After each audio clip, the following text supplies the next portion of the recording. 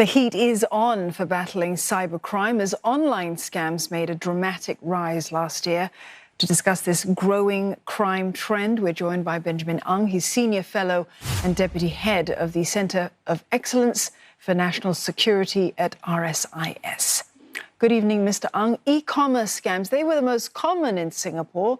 How vulnerable is the average consumer? And is this the same trend elsewhere?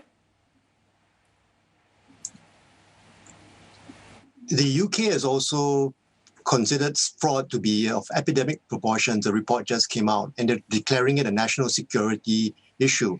So that looks like it's something that's happening all around the world. You know the old saying, why criminals rob banks? Because that's where the money is. Well, nowadays, the money is online. We're not only working from home, we're also buying and selling and transacting from home. And even the criminals are working from home and they're targeting us online.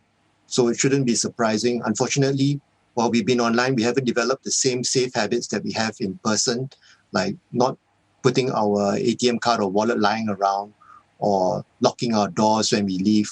So we need to build the same habits. Now, social media impersonation scams, they're also high on the list. Can you give us some examples of these and how scammers are evolving? I can give you some real-life examples.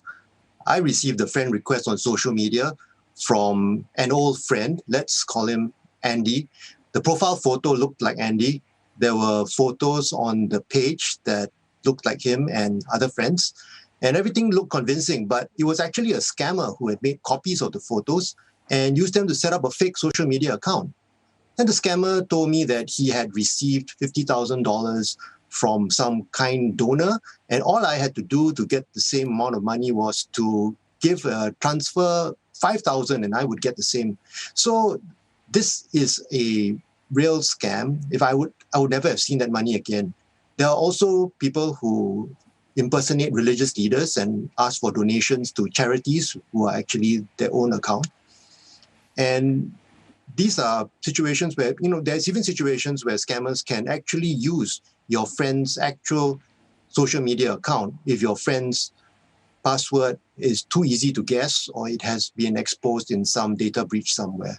So the best way to protect yourself is to verify before anybody asks you for money by other means, whether it's by an SMS or by a phone call to check, did you really send me this message?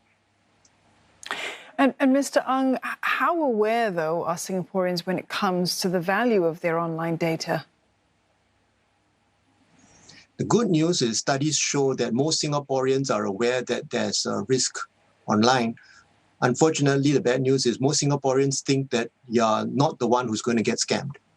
So we have to make sure that we're not complacent. I mean, I've been almost scammed numerous times. And yet, on the other hand, we also can't be afraid because we have to be online.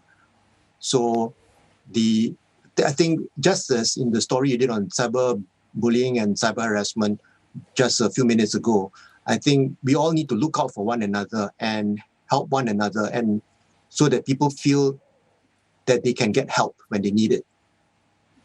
It's certainly an all-of-community effort. Mr. Ng, thank you very much for sharing your thoughts with us this evening. That was Mr. Benjamin Ng from RSIS.